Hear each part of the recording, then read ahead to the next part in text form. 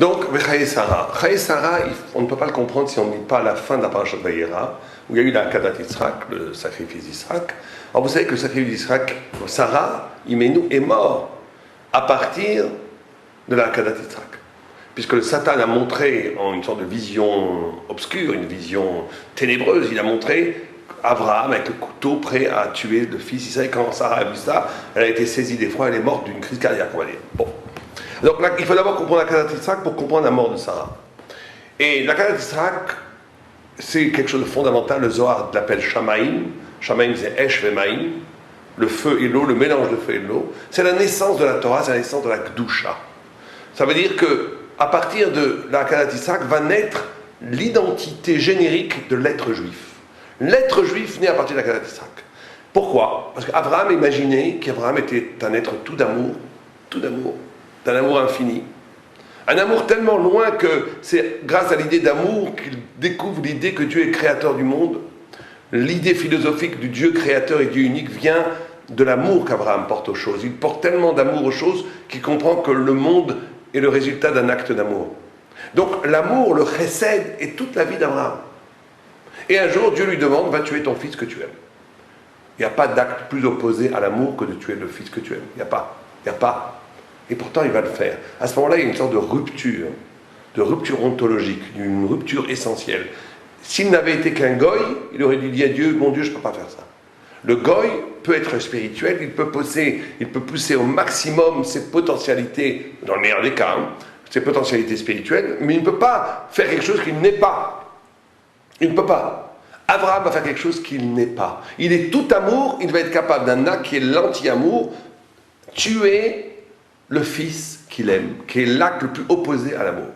À ce moment-là naît la notion de Kedusha, de séparation. Kedusha, ça veut dire la prise de conscience qu'au plus profond, je suis constitué par quelque chose qui n'est pas moi, ou plutôt qui est un moi différent qu'un moi qui se comprend sur l'identité. Je m'explique. Un moi qui se comprend d'une autre façon que l'identité, c'est que je suis constitué par le souffle de Dieu lui-même, par quelque chose qui est en même temps radicalement extérieur, qui est la volonté divine, la lumière divine qui constitue ma neshama, mon âme. C'est moi, parce que c'est ce qui est peut-être le plus profondément moi, mais ça n'a aucun rapport avec mon ego. Abraham, quand il fait cet acte d'accepter de tuer son fils, il rejoint cette partie de lui-même qui est au-delà de toute son histoire. Yitzhak, de la même façon, Yitzhak Avinu est la loi, il est la rigueur, et cette loi l'amène à l'idée du messianisme, que le monde va vers le jugement, et il est tout loi. Et quand on lui dit, tu vas faire un acte d'amour extraordinaire, tu vas donner, sans aucune explication, ton corps, ta vie à Dieu, il dit, pas de problème, il donne. Là aussi, il coupe son essence de loi. S'il avait été un goy, il aurait dit, attention, d'après la loi, vous n'avez pas le droit de tuer, sacrifice humain c'est interdit, qui dit qu'il faut se donner sa vie, etc. Il aurait eu le droit. S'il avait été pur raisonnement rigoureux, il aurait dû dire, il n'y a aucune raison de donner sa vie comme ça. Non, là il comprend qu'il ne faut pas discuter. Il rejoint le lieu de lui-même, qui est plus vieux que lui-même, qui est le fondement même de son origine, qui est la parole du Dieu vivant qui est en lui. Et donc là, on a l'éruption de la Kedusha. Sarah, quand elle voit ça, elle n'arrive pas à comprendre ça et elle meurt. Sarah, à cet instant-là, elle meurt de l'incompréhension de la Kedusha. Et là, on va faire un chidouche. On pourrait peut-être envisager que Abraham Avinu veut tellement acheter le Marat Marpella, l'endroit dans notre paracha, dans Chaye Sarah. Pourquoi est-ce qu'il veut tellement acheter à Ephron la cave du double, on va l'appeler. Marat Marpella, ça veut dire la cave du double, la notion de kafoul. Marpella, c'est la notion de kafoul. Oh, la notion de kafoul, elle est extraordinaire dans la Torah. Kafoul, c'est pas deux choses. C'est la même chose deux fois. Je m'explique. La même chose deux fois, ça veut dire être capable de vivre une vie qui a une résonance d'éternité. Mais c'est ma vie elle-même qui a une résonance d'éternité. Je connaissais un arabe qui disait « Le Olam Haba, il n'existe pas ». Tout le monde disait quoi? C'est un picorsout, c'est de l'hérésie. Il dit non, le Olam Haba comme lieu n'existe pas. Le Olam Haba, c'est votre vie à vous qui est traduite en éternité. Vous construisez votre Olam Haba. Vous faites une avéra, vous construisez votre enfer, votre Gehinom. Quelqu'un qui donne la tzedaka à un pauvre, il construit une dimension d'éternité de chesed, de tzedaka, de charité, qui va être le lieu même de son éternité après la mort. En d'autres termes, ma vie, ici, par des actes finis, prend une résonance d'infini. C'est ça, et ça le Olam Haba. C'est le lieu même de ma mitzvah et de ma Torah. Et donc, le Marpella, c'est cette capacité de vivre une vie où les deux Yud, vous savez que l'homme a été créé avec deux Yud, Vayatser, il y a deux Yud, toutes les autres créations, il n'y a qu'un Yud. Les Rachid dit les deux Yud, c'est Olam Hazé, Olam Haba. Donc l'homme a deux dimensions, une dimension d'éternité, une dimension finie ici sur Terre. La Kafoul, c'est la capacité que les deux dimensions soient ensemble. Les deux dimensions sont ensemble. Elles font un. Elles font un. Donc, cette unité des deux dimensions, on la voit par exemple dans Moshe Rabbeinu. Moshe Rabbeinu, quand l'ange de la mort vient pour prendre Moshe Rabbeinu, il ne peut pas le toucher. L'âme de Moshe Rabbeinu, il dit, il n'a jamais fauté, tu ne peux pas me toucher. Donc Dieu envoie les anges, personne ne peut prendre l'âme de Moshe Rabbeinu. Pourquoi? À un moment donné, l'âme de Moshe Rabbeinu, dit le Midrash, dit, mais je suis aussi bien dans le corps de Moshe qu'en l'âme Haba. Il n'y a pas de différence pour moi. Il n'y a pas de différence. Moshe Rabbeinu est arrivé à un tel niveau de perfection que ce qu'il va vivre en Olam Haba, il le vivait ici, Kafoul. Il était double. Il avait cette double dimension, au point où Dieu lui-même a dû descendre, faire le baiser divin et absorber que Kebichol, l'âme de Moshe Rabbeinu. Mais l'âme en elle-même était tellement bien dans le corps sanctifié de Moshe Rabbeinu qu'elle n'avait pas besoin d'aller dans l'Olam Haba. C'est cette notion de Kafoul. Or, cette notion de Kafoul, elle est fondamentale. On peut dire quelque part que Abraham Avinu a voulu enterrer Sarah dans Maramata Marpella pour lui faire comprendre cette notion de Gdusha qu'elle n'avait pas pu absolument saisir puisqu'elle en est morte. Quand elle a vu, Abraham dit à Sarah doit être enterrée à Maramata Marpella parce que la cave du Dou, le Maramata Marpella où est enterré Adam Arishon, Vechava, où est enterré tous les Avot. Et ce lieu sur terre, à Hebron, où cette dimension de 1, c'est 2, cette dimension du Kafoul apparaît. Et c'était le tikkun de Sarah Imenu que Abraham voulait faire. Il voulait prendre Sarah qui était morte devant l'effroi du Kafoul. Elle ne comprenait pas qu'on puisse comme ça tuer ici sur terre quelque chose qui était tout l'avenir de Abraham et de Yitzhak. Donc, elle n'avait pas vu la double dimension. Enfin, elle avait peut-être vu, bien entendu, à son niveau elle, mais pas assez pour le vivre au point où elle en est morte. Et Abraham Avinu voulait faire le tikkun de Sarah en l'introduisant dans le Marat Marpella. Elle aurait pris complètement conscience de ce niveau de Kafoul. Alors, il faut comprendre que cette notion de Kafoul, elle est extraordinaire, parce que c'est ce que Abraham veut donner à Sarah, c'est peut-être le don le plus extraordinaire dans la vie. Être capable, dans nos entourages, de faire comprendre aux autres que leur vie a une dimension d'éternité.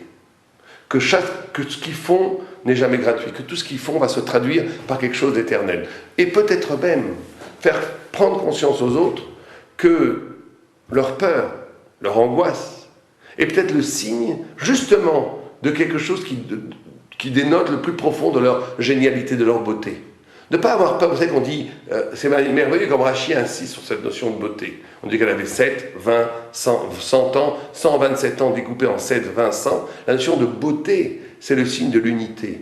C'est le signe de l'unité. Rachi veut nous signifier par là que Sarah était restée toujours aussi pure, aussi fraîche, aussi belle. Elle n'avait pas été altérée par la vie, pas abîmée par la vie. Or, ce don-là, d'être capable de donner aux autres, dire aux autres que, voilà, ce qui vous semble terrifiant, il faut pouvoir l'intégrer dans une compréhension plus grande, qui va être peut-être là le lieu même du secret de ce pourquoi vous avez été créé. Ne pas avoir peur des choses, des zones d'ombre, des zones ténébreuses de notre existence, parce que ces zones d'ombre et ces zones ténébreuses, elles cachent peut-être quelque chose de plus fondamental que les ombres, que les côtés de lumière. Et ça, c'est le don. C'est le don qu'Abraham fait à Sarah. Il va lui montrer, même après la mort, il va lui montrer que ce qui lui paraissait le plus terrible, qu'était l'assassinat de son fils par son mari, donc la mort du chesed et la mort du din, la mort de toute la Torah, ce qui paraissait le plus ténébreux, était en vérité le lieu de la plus grande lumière. Toute la Torah va naître de la Hakadat Yitzhak. Toute la Torah, tout l'avenir du peuple juif, toute la spécificité de la Gdusha du peuple juif va naître de la Hakadat Yitzhak. Et c'est le don qu'on peut faire le plus la chose. Et vous savez que Rabbi Yonah nous dit que le 10e, c'est des marloquettes, il y a eu 10 épreuves sur Abraham, que la 10e épreuve d'Abraham, le 10e Nisayon, c'était justement la notion d'avoir à acheter Marat Marpella. Et on ne comprend pas très bien pourquoi c'est un Nisayon. En quoi c'est un Nisayon d'avoir acheté Marat Marpella? Abraham savait pertinemment que la terre lui avait été promise pour le futur. C'était d'ailleurs la marloquette qu'il avait avec les gardiens, Les roés de Lot. Les roés de Lot disaient que la terre nous appartenait. Les roés d'Abraham disaient, les bergers d'Abraham disaient, non, non, on n'a pas le droit encore de prendre la terre. Elle nous est promise, mais elle ne nous est pas encore donnée. Donc en quoi est-ce que c'est un si grand nisayon que de devoir acheter le Marat Marpella à Ephron, au point où le Rabbi Yohanna en fait le 10e nisayon? Et la réponse qui est donnée par nos sages est la suivante. La réponse est donnée, c'est que, il faut bien comprendre que cette notion de kafoul, c'est pas juste une façon d'exister, c'est une façon aussi de communiquer. Kafoul, la notion de kafoul, c'est considérer l'autre comme moi. Oh, c'est une notion de relation. Et dans un couple, par exemple, toute l'essence même du couple, c'est de considérer pas que le couple c'est 1 plus 1, mais que ma femme est une autre façon de moi-même d'exister. Et que moi, je suis une autre façon d'exister pour ma femme. Et mes enfants, c'est pareil. C'est une autre façon pour moi d'être avec mes enfants. On le comprend assez bien avec les enfants. Le tzaddik, il voit ça avec chaque juif. Chaque partie d'Israël, c'est une partie de lui-même. Et lui se donne à chaque part d'Israël. La notion de kafoul, c'est cette capacité d'acquérir quelque chose au-delà de toutes les médiations économiques. Or, c'était ça l'épreuve d'Abraham. Abraham, pour lui, c'est une terrible épreuve d'avoir à acheter le lieu du kafoul. Le lieu du kafoul, le Marat Marpella, il devrait lui revenir de façon kafoul, justement, par un kinyan qui n'a aucun rapport avec une transaction commerciale. Or, Ephron lui rabaisse en lui disant, voilà, on fait du business, ça coûte comme ça, 400 cycles d'argent, etc. On profanise. C'est une profanation absolue du rapport à la sainteté. Et c'était ça la plus grande difficulté. Vous savez que ça a l'air innocent comme concept, mais il est fondamental. Toute cette notion de l'économie occidentale dans laquelle on vit, toute cette notion de mettre des prix à chaque chose, toute cette façon de nous envahir par la notion d'économique, c'est une tentative du monde occidental et donc du monde de Esav de nous couper de Dieu. Et de nous couper du chesed qu'il y a dans chaque chose. Le lien essentiel qu'on devrait avoir avec les choses est travesti, converti en lien économique. Maintenant, on a besoin d'une chose, on donne de l'argent. On n'a plus la notion de la valeur réelle de un tzaddik, chaque chose qui lui arrive, chaque élément qu'il achète, ça veut dire quelque chose. C'est un lien essentiel. C'est pas juste une valeur marchande. C'est pour ça que Yaakov Avinu, qu'on verra ça plus tard dans les parachiotes, si Dieu veut, Yaakov Avinu, il retourne pour aller chercher des petites tasses de rien du tout. Pourquoi des petites tasses de rien du tout? Il n'y a pas de petites tasses de rien du tout. Si ces tasses sont rentrées dans sa vie, si ces tasses sont sur sa table, c'est qu'ils ont un lien essentiel avec ces tasses. Il n'y a aucune chose où je n'ai pas un lien essentiel. C'est le lien du kafoul. Mes meubles, ma relation aux choses, va être kebiechol, ma relation à ce qui va m'entourer au Lamaba éternellement. Il n'y a pas de choses gratuites ni anecdotiques. Et donc c'est ça l'épreuve d'Abraham. Et c'est l'épreuve qu'on va avoir nous tous les jours. Au cœur même d'un monde occidental où prévaut le primat économique, le primat de la valeur, le primat de j'achète et je jette, j'achète et je jette. Ça va complètement falsifier, pervertir ma relation aux choses, ma relation essentielle aux choses. Parce qu'en vérité, je devrais avoir une relation à ce que je possède comme quelque chose d'éminemment spirituel. Ce que je possède, les abondances, c'est en même temps un don que Dieu me fait, donc la conscience du don, et en même temps l'obligation de le partager, de donner aux autres. Toutes ces dimensions-là vont être complètement effacées par la dimension économique du prix publicitaire qui nous entoure. Et bien c'est exactement ce qui s'est passé avec Abraham et Ephron. Face à Ephron, c'est comme si toute la Torah, toute la révélation de la Kedusha et du double s'écroulait face à un discours mercantile.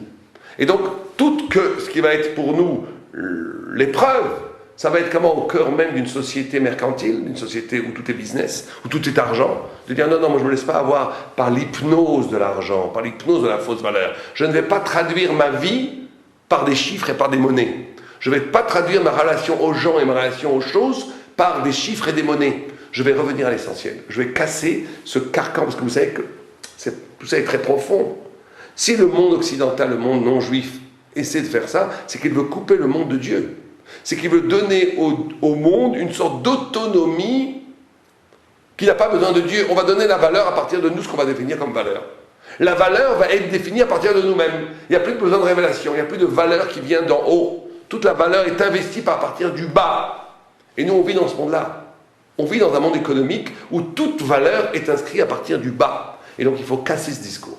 Il faut être capable de reconduire une relation aux choses et surtout aux gens qui transcende, qui casse tout ce rapport de valeur fictive, fausse, factice, qui nous dénature nous-mêmes, qui dénature notre essence nous-mêmes. Et les lieux de rédemption, les lieux pour échapper au diktat de l'économique, au diktat du mensonge universel qui s'inscrit dans les pages de journaux, dans les publicités, dans tout. Le lieu qui nous permet de nous arracher à ça, c'était le temple. C'était Marat Marpella, c'est là où il y a la notion du double qui apparaissait. Pour nous, aujourd'hui, il ne nous reste plus le temple, il nous reste Marat Marpella, on peut y aller, mais qu'est-ce qu'on y voit? Le lieu fondamental pour nous, c'est le Beth Midrash. Dans l'étude de la Gemara, dans l'étude des textes toraïques, que ce soit la Gemara, le Zohar ou la Halacha, ou tout ce que vous voulez. Dans l'étude de la Torah, s'accomplit une sorte de résurrection, de rapport nouveau aux lettres, qui nous apprend la lumière divine, et à partir de ce rapport nouveau au texte, aux lettres, à partir de cette illumination de la Torah elle-même, on va pouvoir reconduire un nouveau rapport, non seulement aux choses, et à plus forte raison aux personnes, à ceux qui nous entourent, et à l'humanité dans tout son ensemble. Aleva et Adenu.